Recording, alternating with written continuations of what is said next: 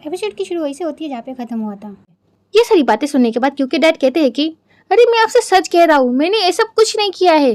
फिर वो पुलिस वाला कहता है कि अगर तुमने अपना गुनाह नहीं माना तो भी इससे कोई फर्क नहीं पड़ता, क्योंकि तुम्हारे खिलाफ काफ़ी ज़्यादा सबूत मिले हैं हमें। फिर वहाँ पर एक दूसरा पुलिस वाला आता है और वो क्योंकि डैड से कहता है कि तुम्हारा एक बेटा है ना जो एक लॉ फॉर्म में ट्रेनी है। ये सुन के क्योंकि डैड कहते हैं कि तुम उसके बारे में क्यों पूछ रहे हो। फिर वो पुलिस वाला कहता है कि अगर तुम खूनी साबित हो जाते हो तो उसका वकील बनना बहुत ही ज़्यादा मुश्किल हो जाएगा। समझ में आई बात। फिर क्योंकि डैड कहते हैं कि अकेले छोड़ दो क्यू को, उसको इसमें मत घसीटो। यह सुन के पुलिस वाला कहता है कि तो फिर तुम अपना गुनाह मान लो। अब तुम सच सच बताओ, तुमने मिस औरा पेन की हत्या की है क्या नहीं। क्योंकि डैड कुछ कहते हैं इससे पहले ये सीन पे कट होता है। फिर हम क्यू को देखते हैं जो हॉस्पिटल गया होता है अपनी मॉम को देखने। फिर क्यू भागते हुए डोर जाकर खोलता है और वो सामने अपनी माँ को पाता है। क्यू अपनी मॉम को देखकर काफी शॉक हो जाता है। फिर क्यू की मॉम क्यू से कहती है कि क्या हुआ, तुम अपनी मॉम को ऐसे क्यों देख रहे हो, क्या मैं तुम्हें याद नहीं हूँ। ये सुनते ही क्यू रोने लग जाता है और कहता है कि मॉम मॉम। फिर क्यू अपनी मॉम को गले लगा लेता है और उनसे कहता है कि प्लीज मॉम आप मुझे छोड़ के मत जाइए। ये सारी बातें वो रोते हुए अपनी मॉम से कह रहा होता है। फिर क्यू की मॉम क्यू से कहती है कि तुम्हें पता है मैं तुम्हें कितने वक्त से गले लगाना चाहती थी, और भला मैं तुम्हें छोड़कर क्यों जाऊँ। ये सुन के क्यू कहता है कि अगर ऐसी बात है मॉम तो आप मुझे गले लगाइए ना, पर आप मुझे छोड़कर मत जाइए। फिर क्यू की मॉम क्यू से कहती है कि मेरा बड़ा मन करता था कि मैं तुम्हें गले लगाऊं और तुम्हें काफ़ी प्यार करूं। क्यों बेटा, तुम जानते हो ना मैं तुमसे बहुत प्यार करती हूँ। ये सुन के क्यू कहता है कि हाँ मॉम मैं जानता हूँ। फिर क्यू की मॉम क्यू से कहती है कि बेटा क्यू, तुम्हें वकील बनना ही होगा चाहे कुछ भी हो जाए। तुम एक ऐसा वकील बनना जिसे देखकर सबको नाज हो, और मुझे भी। मेरा आशीर्वाद तुम्हारे साथ हमेशा है। मैं चाहती हूँ तुम एक अच्छे वकील बनो। ये सुनने के बाद क्यू काफ़ी रोने लग जाता है और अपनी मॉम से कहता है कि मॉम मैं आपसे वादा करता हूँ मैं एक अच्छा वकील बन के दिखाऊंगा मॉम, मैं आपका नाम रोशन करूँगा। यह सुन के क्यू की मॉम काफ़ी खुश हो जाती हैं और वो क्यू से कहती है कि मैं तुम्हें एक कामयाब इंसान बनते हुए देखना चाहती हूँ बेटा। फिर क्यू रोते हुए अपनी मॉम से कहता है कि मॉम मैं आपसे बहुत प्यार करता हूँ, बहुत ज़्यादा। ये कहते हुए वो अपनी मॉम को गले लगा लेता है और काफ़ी रोने लग जाता है। और फिर हमें दिखाया जाता है कि क्यू ये सारी बातें सोच रहा होता है। फिर क्यू अपनी मॉम को देखकर काफ़ी ज़्यादा रोने लग जाता है। क्यू अपनी मॉम को पकड़कर कहता है कि मॉम वापस आ जाइए, प्लीज़ मॉम उठ जाइए ना। ये सारी बातें वो काफ़ी इमोशनल होते हुए कह रहा होता है और इस वक्त तो मुझे भी क्यू के लिए काफ़ी बुरा लग रहा होता है। फिर ये सीन पे कट होता है। फिर क्यू के स्टेप डैड क्यू को हॉस्पिटल में देख लेते हैं।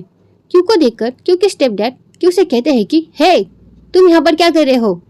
फिर क्यू के स्टेप डैड कहते हैं कि तुम्हें क्या लगा तुम यहाँ पर आकर मेरी बीबी के मौत के लिए मुझसे माफ़ी मांगोगे और मैं तुम्हें माफ़ कर दूंगा। हाँ, ऐसा कभी नहीं होगा। उस आदमी को मैं कभी माफ़ नहीं करूंगा जिसने मेरी बीबी को मारा है। ये सुन के क्यू को काफ़ी गुस्सा आ जाता है। फिर क्यू अपने स्टेप डैड से कहता है कि मेरे डैड बेगुनाह हैं। फिर क्यू के स्टेप डैड क्यू का कॉलर पकड़ते हैं और उससे कहते हैं कि तेरा डैड एक खूनी है। ये कहते हुए उसे धक्का मार देते हैं। फिर वो कहते हैं कि तेरे बाप को मैं कभी नहीं छोड़ूंगा, जिंदगी भर वो जेल में सड़ेगा। ये कहने के बाद वो ऐसे जा रहा होता है और क्यू को भी काफ़ी गुस्सा आ जाता है। पर वहाँ पर एक नर्स आ जाती है और कहती है कि प्लीज़ सर प्लीज़ शांत हो जाइए, ये हॉस्पिटल है। जिस वजह से क्यू शांत हो जाता है और वो वहाँ पर कुछ कहता नहीं। फिर क्यू वहाँ से चला जाता है। फिर हमें टीचा को दिखाया जाता है जो भागते हुए क्यू के पास आती है। फिर टीचा अंदर जाकर देखती है कि क्यू काफ़ी ज़्यादा रो रहा है। फिर एक सीन यहीं पे कट होता है। फिर हम क्यू और टीचा को साथ में देखते हैं। फिर टीचा क्यू से कहती है कि तुम्हें भूख लगी है, कुछ ऑर्डर कर दूँ। ये सुन के क्यू कहता है कि नहीं मुझे भूख नहीं लगी है। ये सुन के टीचा कहती है कि पर क्यू। टीचा इतना कह ही पाती है कि क्यू कहता है कि मुझे जब भूख लगेगी मैं ऑर्डर कर दूंगा। ऐसे भी मुझे मेरी डैड की मदद करनी है तो उसके लिए तो ताकत चाहिए ही। फिर टीचा क्यू से कहती है कि इतना कुछ हो गया पर तुमने मुझे एक बार के लिए भी बताया नहीं। अगर लोग मुझे नहीं बताते तो मुझे कैसे पता लगता। फिर क्यू कहता है कि मुझे लगा कि तुम मुझसे गुस्सा हो। फिर टीचा क्यू से कहती है कि तुम्हें क्या लगता है हाँ, ऐसे हालातों में मैं तुमसे गुस्सा रहती क्या। फिर टीचा क्यू को संभालने लग जाती है और उससे कहती है कि मैं तुम्हारे साथ हूँ क्यू। ये सारी बातें सुनने के बाद भी क्यू टीचर से कुछ कहता नहीं। फिर ये सीन यहीं पे कट होता है। नेक्स्ट डे हम कैमलिया और टीचा को देखते हैं। वो दोनों मीटिंग के लिए जा रहे होते हैं।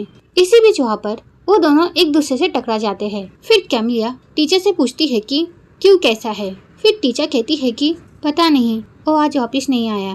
फिर कैमलिया पूछती है कि और केस का क्या हो रहा है, तो टीचर कहती है कि मुझे नहीं पता। ये दोनों बातें करते हुए मीटिंग रूम में पहुंच जाते हैं। फिर वो नमूना टीचर से कहता है कि तुमने अपने बॉयफ्रेंड के डैड के केस के बारे में कुछ पता किया है। ये सुनकर टीचर गुस्से में कहती है कि मुझे नहीं पता।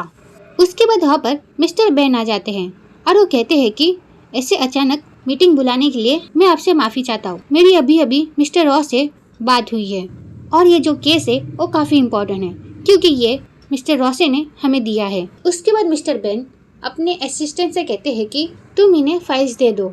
ये सुन के उनकी असिस्टेंट सबको फाइल दे देती है।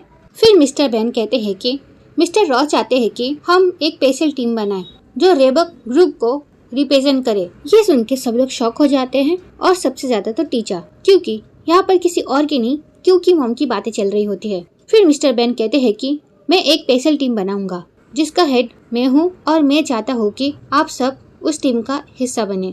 उसके बाद सब लोग टीचर को देखने लग जाते हैं और टीचर बेचारी शॉक होके वहाँ पर बैठी रहती है क्योंकि टीचर अब क्या करे, उसे तो कुछ समझ ही नहीं आ रहा होता है क्योंकि अगर उसने ये केस नहीं लिया शायद से इस फॉर्म की पार्टनर ना बन पाए, पर अगर उसने ये केस ले लिया वो क्यू को क्या बोलेगी। फिर ये सीन पे कट होता है। फिर हम टीचर को देखते हैं जो मिस्टर बेन से कहती है कि देखिए मैं इस टीम का हिस्सा नहीं बन सकती। ये सुन के मिस्टर बेन कहते हैं कि क्योंकि इस केस में क्यू के पापा जुड़े हुए हैं क्या, इसलिए। ये सुन के टीचर कहती है कि अगर आपको ये बात पता है तो फिर आपने ये केस क्यों लिया, क्या आपको क्यू की थोड़ी सी भी फिक्र नहीं है। ये सुन के मिस्टर बेन टीचर से कहते हैं कि टीचर ये मेरा फैसला नहीं है, ये मिस्टर रॉस का फैसला है। रिबस ग्रुप एक बहुत बड़ी कंपनी है, वो लोग पहले हमारे साथ काम करने से मना कर रहे थे, पर अगर हमने उनके लिए ये केस जीता तो शायद से हमें उस कंपनी के सारे काम हमें मिलेंगे। फिर टीचर मिस्टर बेन से कहती है कि मैं ये केस नहीं लूंगी। यह सुन के मिस्टर बेन टीचर से कहते हैं कि टीचर तुम्हें किस फॉर्म का पार्टनर नहीं बनना।